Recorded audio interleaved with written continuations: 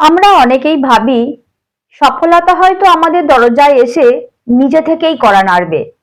তাই আমরা একটা ভালো চাকরির জন্য অপেক্ষা করে থাকি, কিংবা ভাবি যে কোনো একজন এসে আমার ট্যালেন্ট দেখবে, খুব খুশি হবে এবং আমাকে একটা কাজের সুযোগ দিয়ে দেবে। কিন্তু বাস্তবতা তা নয়।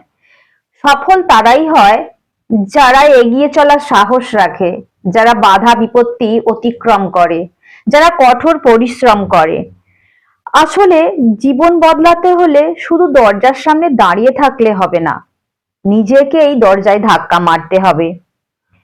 সফলতা কোনো জাদুর গল্প নয়, এটা কঠোর পরিশ্রম আর অদম্য ইচ্ছাশক্তির ফল। ব্যর্থতা আসবেই, কিন্তু সেটাই শেষ কথা নয়। নিজেকেই নিজে বলতে হবে, আমি হারবো না, আমি জিতবই। আর একদিন এভাবেই আপনি জিতে যাবেন। সফল মানুষরা জানেন ব্যর্থতাও একটা শিক্ষণীয় অধ্যায়। ব্যর্থতা তাদের ভেঙে দিতে আসেনি, ব্যর্থতা তাদের নতুন করে গড়ে তুলতে এসেছে। তাই তারা কখনোই হার মানে না, প্রতিবারই তারা নতুন কিছু করে শেখে। আসলে জীবনের যাত্রা হলো নতুন করে শেখার আর এগিয়ে যাওয়ার গল্প। তাই সবকিছুর পরেও নতুন করে শিখতে হবে, সাফল্য যে অপেক্ষা করে আছে। আর এভাবেই আমি প্রত্যেক দিন নতুন কিছু চেষ্টা করি আর নতুন করে শিখি। ব্যর্থও হই, কিন্তু থেমে থাকিনি। এভাবে চেষ্টা চালিয়ে যাব, নিজেকেই নিজে প্রতিজ্ঞা করেছি। কথা বলতে বলতে আমি কিছুটা কাজ করে নিয়েছি, তবে খুব সুন্দর করে আমি দেখিয়েও দিয়েছি কটা পুঁতি নিয়েছি আর কি করছি।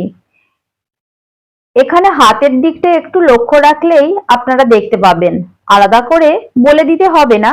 তবে যেখানে নতুন কিছু মনে হচ্ছে সেখানটা আমি বলেই দেব।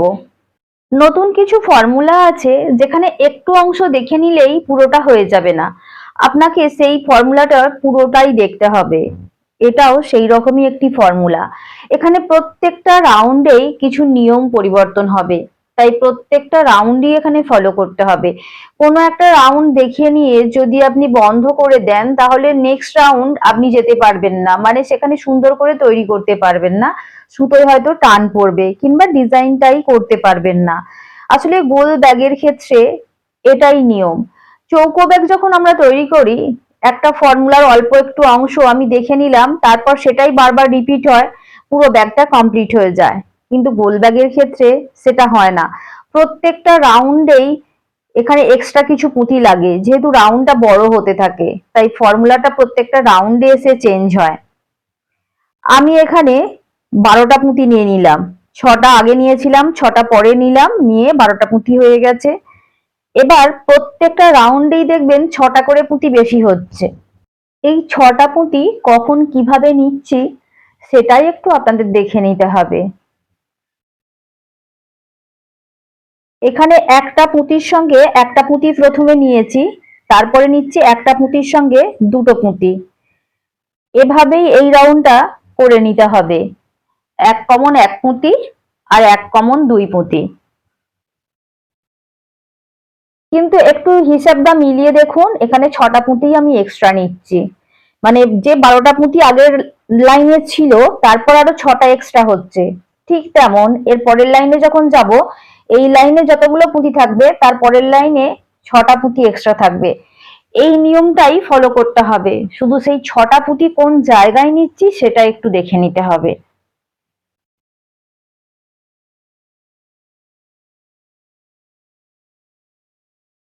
পুরো রাউন্ডটা আমি কমপ্লিট করেছি। এবার এই ফর্মুলার ক্ষেত্রে যেটা হয়, পুঁতিগুলোকে একটা সুতোর মধ্যে নিয়ে নিতে হয়, প্রত্যেকটা রাউন্ডের শেষেই সেটা করতে হবে, তা না হলে পুঁতিগুলো এলোমেলো হয়ে যাবে।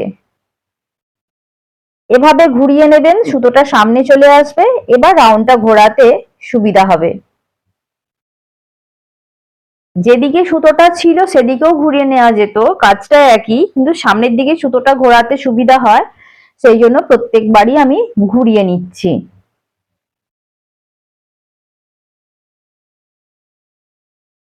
যারা নতুন তারা প্রত্যেকবার কাজ যখন নতুন রাউন্ডে শুরু করবেন, তখন ব্লু পুঁতিতে শুরু করবেন, যেহেতু ডিজাইনটা আমি সাদা পুঁতিতে তুলছি। তাহলে কাজটা করতে সুবিধা হবে। যে কোনো পুঁতি থেকেই কাজটা করা যায়, যাদের কাজটা অনেকবার করা হয়ে গেছে তাদের অসুবিধা হবে না, কিন্তু নতুন শিখতে গেলে কোনো একটা জায়গা থেকে নির্দিষ্ট করে নিয়ে শিখলে কাজটা করতে সুবিধা হবে।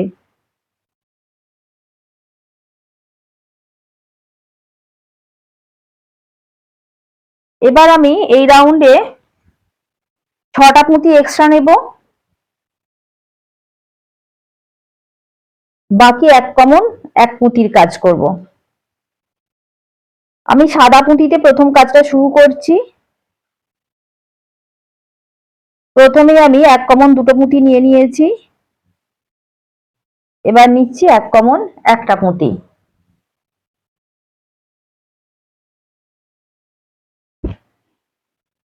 ব্লু পুঁতিতেও এক কমন একটা পুঁতি নেব। দুটো সাদা পুঁতি যে মাঝে আছে তার মধ্যে একটি পুঁতিতে এক কমন দুই পুঁতি নেব, আর একটি পুঁতিতে এক কমন এক পুঁতি নেব। এভাবেই পুরো রাউন্ড কমপ্লিট করব। পুরো রাউন্ড যদি হিসাব করে দেখেন, দেখবেন এখানে 6টা পুঁতি এক্সট্রা নেওয়া হয়েছে আগের রাউন্ড থেকে। প্রত্যেকটা রাউন্ড যেখানে হবে শেষ, তার পরের রাউন্ডে 6টা পুঁতি এক্সট্রা যাবে।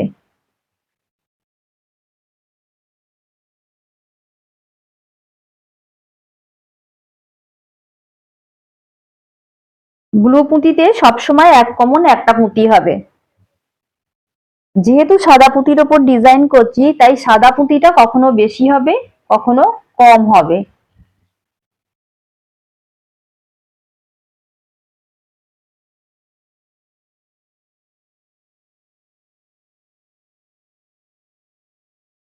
পুরো রাউন্ড আমি কমপ্লিট করে নিয়েছি।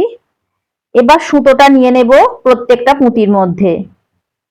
এই কাজটা প্রত্যেকটা রাউন্ডেই করতে হবে। কোনো একটা রাউন্ড যদি আপনি স্কিপ করে যান, তাহলে আর ব্যাগটা সুন্দর করে করতে পারবেন না।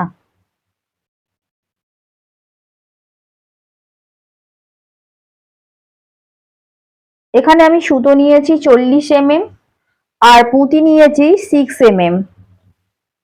দুই কালারের পুঁতি এখানে 6 mm নেওয়া আছে। এবার আমি পরের রাউন্ডে যাব।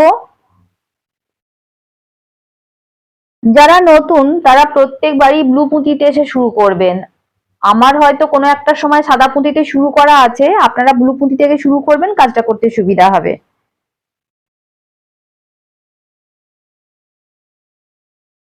ব্লু পুঁতিতে সবসময় এক কমন এক পুঁতির কাজ হবে।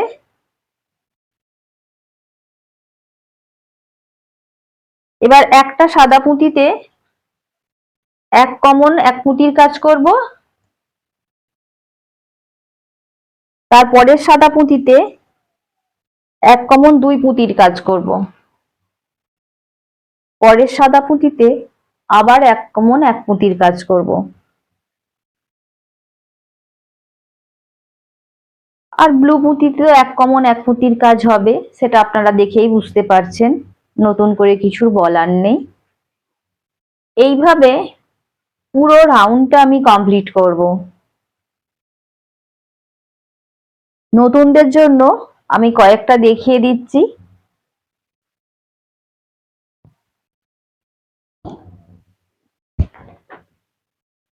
এইভাবে পুঁতির ব্যাগ তৈরি করলে যে কোনো ডিজাইন আপনারা করতে পারবেন, যেমন রং তুলি দিয়ে ছবি আঁকে ঠিক সেভাবে। আমি 6 নম্বর পুঁতি দিয়ে কাজটা করেছি, এটা 8 নম্বর পুঁতিতেও হবে, আবার 4 নম্বর পুঁতিতেও হবে। তবে পুঁতি খুব ছোট হলে খাটনি অনেক বেশি পড়ে যায়। আবারও দেখুন আমি সুতোটা ঘুরিয়ে নিচ্ছি, প্রত্যেকটা রাউন্ডের শেষেই আমি সুতোটা ঘুরিয়ে নিচ্ছি। এই জন্যই প্রথমে আমি বলেছিলাম এখানে প্রত্যেকটা রাউন্ডই দেখে নিতে হবে, কোনো একটা রাউন্ড স্কিপ করলে পুরো ব্যাগটা কিন্তু তৈরি করা যাবে না।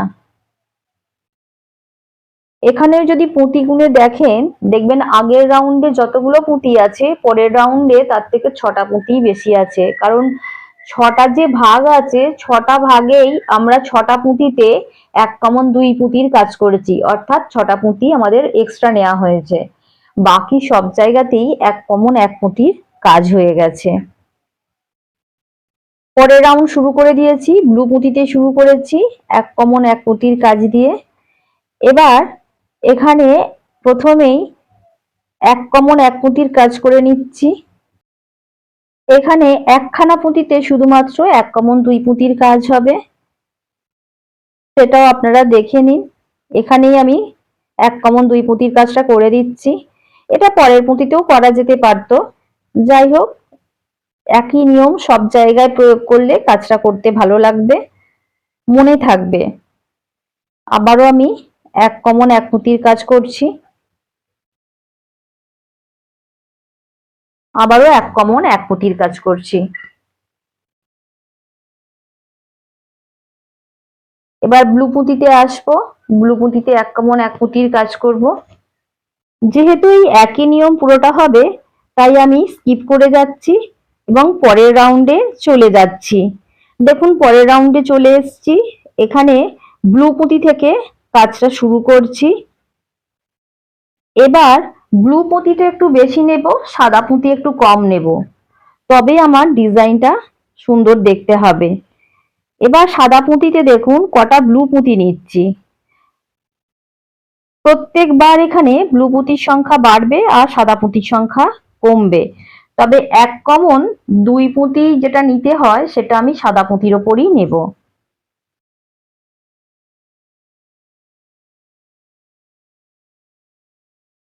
পাঁচটা সাদা পুঁতি ছিল, এবার এই রাউন্ডে চারটে সাদা পুঁতি হবে, অর্থাৎ একটা সাদা পুঁতি এখানে কমবে, সেই কারণে দুদিকে একটা করে ব্লু পুঁতি বেড়ে যাবে।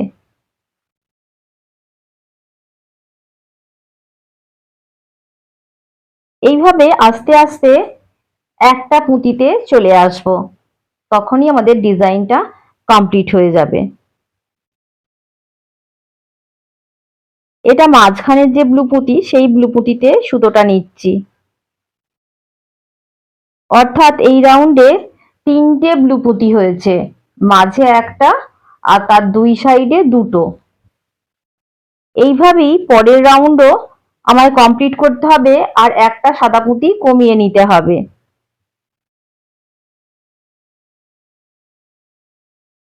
নতুনদের জন্য আমি আরো একটা দেখিয়ে দিচ্ছি।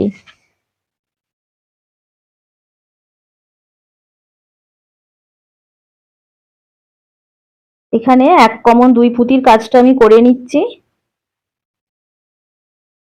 তারপর এক কমন এক পুঁতির কাজ হবে।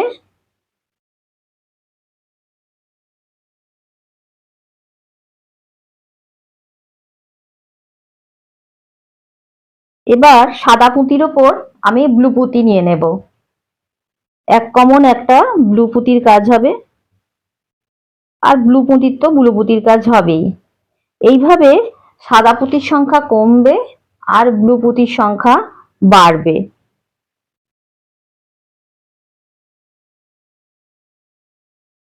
এই নিয়মটাই পুরো রাউন্ড ফলো করতে হবে। আমি রাউন্ডটা কমপ্লিট করে নিয়েছি, যেহেতু একই ছিল তাই আর বারবার দেখিয়ে দিইনি।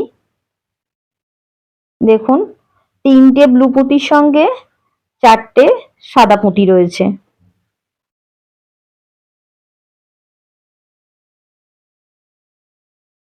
এবার ব্লু পুঁতির সংখ্যা বাড়বে আর সাদা পুঁতির সংখ্যা কমবে, তার আগে আমি পুরো রাউন্ডটা সুতোটা ঘুরিয়ে নেব, এটা প্রত্যেকটা রাউন্ডের শেষেই করতে হবে। এবার পরের রাউন্ডে চলে গেছি, এখানে ব্লু পুঁতির ওপর কাজটা করতে শুরু করে দিয়েছি। এখানে তিনটে সাদা পুঁতি হবে, চারটে সাদা পুঁতি ছিল আগের রাউন্ডে, এই রাউন্ডে তিনটে সাদা পুঁতি হবে আর ব্লু পুঁতি হবে পাঁচটা। আবারও একটা ব্লু পুঁতি নেব,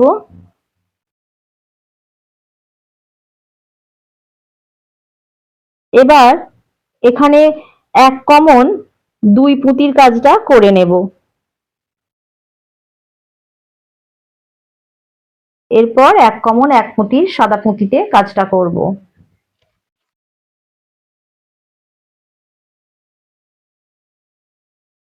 তারপর নিয়ে নেব ব্লু পুঁতি।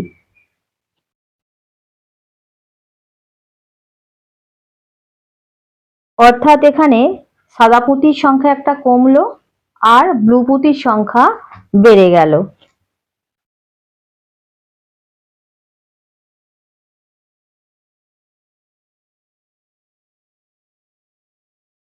ব্লু পুঁতির জায়গায় ব্লু পুঁতি হবে, শুধু সাদা পুঁতির জায়গায় এক্সট্রা ব্লু পুঁতি আসবে, সেই জায়গাটাই একটু দেখে নিতে হবে।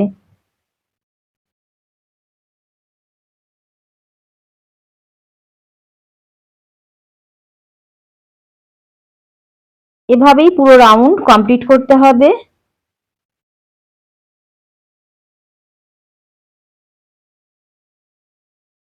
আমি এখানে স্কিপ করে গেছি যেহেতু একই নিয়ম ছিল। দেখুন 5টা ব্লু পুঁতির সঙ্গে এখানে 3টে সাদা পুঁতি রয়েছে, এর পরের রাউন্ডে 2টো সাদা পুঁতি হবে আর ওখানে বাকি সবই ব্লু পুঁতিতে কাজ করতে হবে।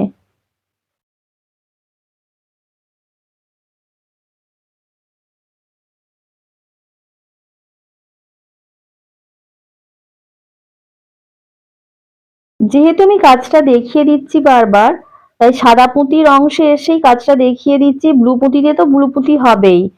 এখানে সাদা পুঁতিতে একটা ব্লু পুঁতি নিয়ে নিচ্ছি আর একটা সাদা পুঁতিতে এক কমন 2 পুঁতি নিচ্ছি, দুটোই সাদা পুঁতি হবে।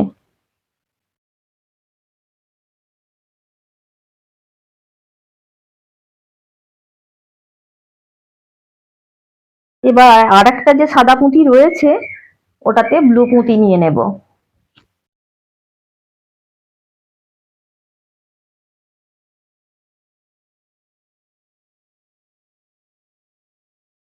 এবার যেখানে ব্লু পুঁতি আছে সেখানে ব্লু পুঁতিই হবে, এক্সট্রা পুঁতি এখানে নেওয়ার দরকার নেই। সাদা পুঁতিতেই এক কমন 2 পুঁতি আমি নিয়ে নিয়েছি। এভাবেই পুরো রাউন্ড কমপ্লিট করতে হবে। আমি স্কিপ করে নিয়েছি। দেখুন এখানে 2টো সাদা পুঁতি আছে, এখানে একটা সাদা পুঁতি হবে, বাকি সবই ব্লু পুঁতি হবে। আমি সাদা পুঁতির অংশটুকু দেখিয়ে দেব যাতে আপনাদের বুঝতে সুবিধা হয়।